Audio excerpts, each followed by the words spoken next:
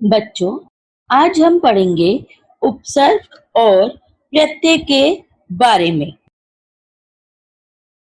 उपसर्ग और प्रत्यय के अंतर्गत हम उपसर्ग के प्रकार, संस्कृत के उपसर्ग, हिंदी के उपसर्ग, उर्दू फारसी के उपसर्ग, संस्कृत अव्यय और प्रत्यय के भेद, कृत प्रत्यय, तद्धित प्रत्यय, इन सब के बारे में पढ़ेंगे।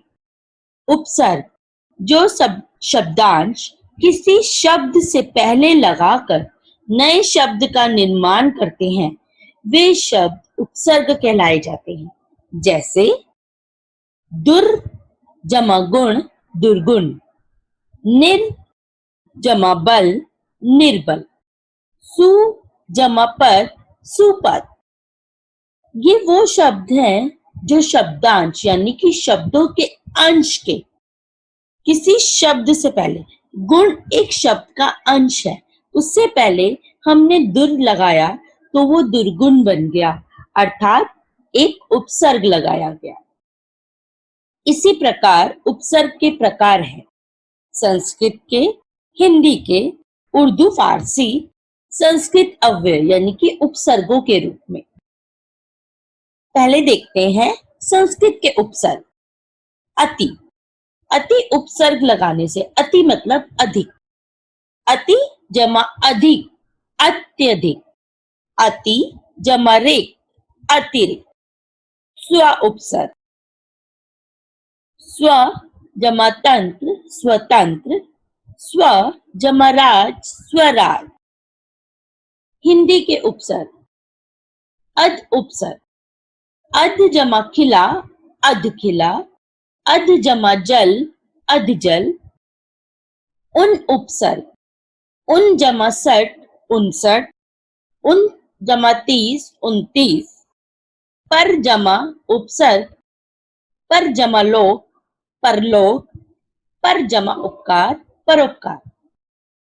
ये वो उपसर्ग हैं जिसे संस्कृत में जिनका हम अधिक से अधिक व हिंदी में इनका हम अधिक से अधिक प्रयोग करते हैं। उर्दू और फारसी के उपसर्ग, जहां हम उर्दू शब्द ज्यादा यूज करते हैं। जैसे कम उपसर्ग, कम जमा उम्र, कम उम्र, कम जमा अकल, कम अकल। खुश उपसर्ग, खुश नसीब बना, खुश जमा नसीब से, खुशबू बनी, खुश जमा बू से। बे उपसर्ग लगाकर बेखबर व बेईमान, ये वो शब्द बने जिनका प्रयोग हम उर्दू भाषा में अधिक से अधिक करते हैं। संस्कृत अव्यय उपसर्ग के रूप में। अन उपसर्ग, अन जमा आस्था, अनास्था, अन जमा आदर, अनादर। पुनर उपसर्ग, पुनर्जन्म, पुनर्मिलन। ये सब संस्कृत के वो अव्यय हैं। अव्यय मतलब जो अपने ही, जिनको लिंग, वचन या कारकों के द्वारा बदला नहीं जा सकता। इन्हें ही अनास्था, अनास्था का अर्थ हुआ आस्था यानी कि भगवान में विश्वास, अनास्था जो कभी ना बदल सके। अनादर, आदर का मतलब सम्मान, अनादर का मतलब जिसने कभी आदर ही ना किया हो। पुनर्जन्म, दोबारा जन्म, पुनर्मिलन, दोबारा मिलन। प्रत्यय, जो शब्दांश किसी शब्द के अंत में जुड़कर उसके अर्थ में परिवर्तन ला देते हैं, वे प्रत्यय कहलाते हैं। जैसे लघु जमाता, लघुता, फल जमा वाला, फल वाला। हमने ये देखा था उपसर्ग में शब्दांश के पहले शब्द जुड़ते हैं और प्रत्यय में शब्दांश के अंत में शब्द जुड़ते हैं। छोटा सा अंतर है, मगर पूरे शब्द का अर्थ बदल देता है।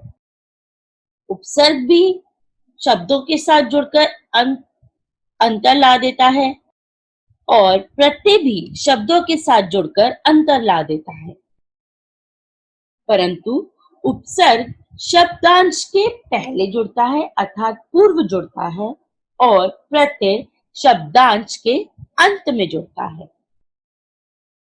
प्रत्यय के भी भेद हैं।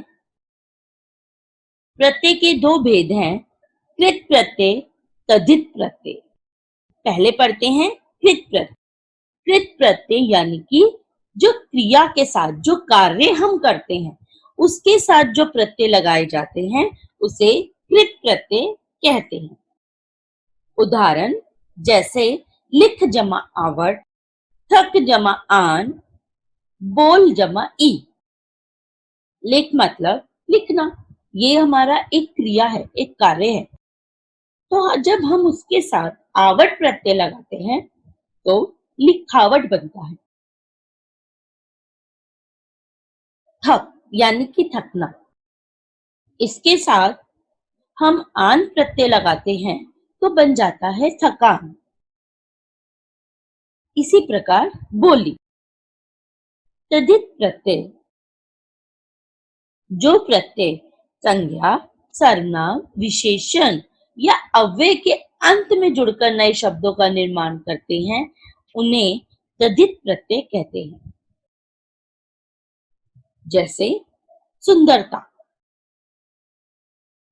सुंदरता, सुंदर जमा ता बना तो सुंदरता हुई, यानी कि सुंदरता आपकी एक विशेषण शब्द बन गया। सोना जमा आर, सुनार। इन प्रत्ययों ने अंत में लगाकर इन नए शब्दों का निर्माण किया। जिस प्रकार उपसर्ग में हमने संस्कृत शब्दों का प्रयोग किया था, इसी प्रकार प्रत्यय में भी संस्कृत शब्दों का प्रयोग किया गया। जैसे आलू प्रत्यय, कृपा जमा आलू, कृपालु। श्रद्धा जमा आलू, श्रद्धालु।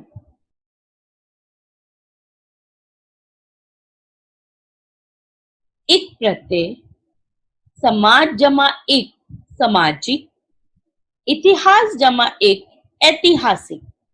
ये सब संस्कृत के शब्द हैं जो प्रत्यय के साथ जुड़कर संस्कृत के प्रत्यय बन गए।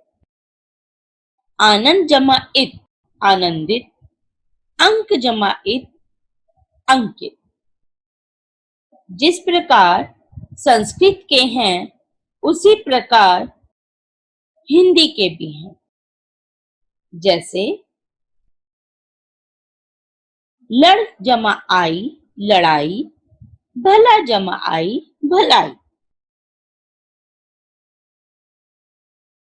अब हम जानते हैं दो प्रत्ययों का एक साथ प्रयोग, कि कभी कभी हमारे शब्दांशों में एक प्रत्यय की जगह दो प्रत्यय भी प्रयोग होते हैं। आइए उदाहरण देखें।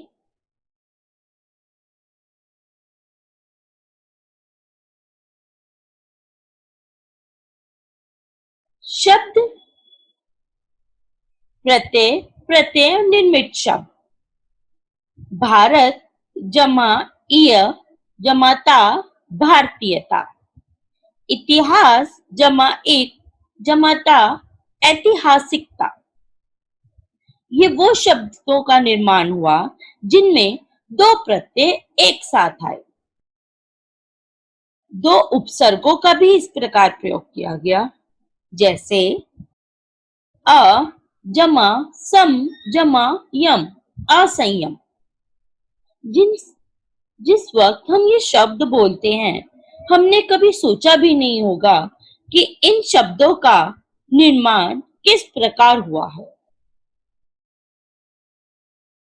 उपसर्ग या प्रत्यय लगाते वक्त हमें कुछ अंदाजा हुआ कि एक ही शब्द से हमने कितनी चीजें मिलाकर एक नया शब्द का निर्माण किया और जो भी एक ही लगता है, ऐसा लगता ही नहीं, उसमें बहुत सी चीजें मिली हुई हैं। अ जमा सम जमा गत, असंगत। उपसर्ग और प्रत्ययों के द्वारा हमने शब्दों का नया निर्माण सीखा। किस प्रकार एक शब्दांश से हम प्रत्यय उपसर्गों को जोड़कर नया शब्द का निर्माण कर सकते हैं। उम्मीद है आपको ये पाठ समझ आया होगा। धन्यवाद।